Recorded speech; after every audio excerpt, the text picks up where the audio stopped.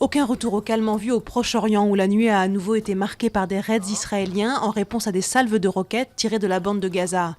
L'armée israélienne se tient également prête à lancer une attaque terrestre.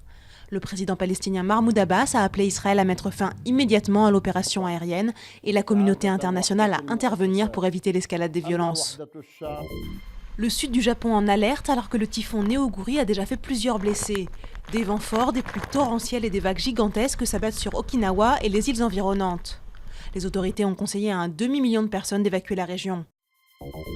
Après FO, la CGT et Solidaire, c'est au tour de la FSU de claquer la porte de la conférence sociale.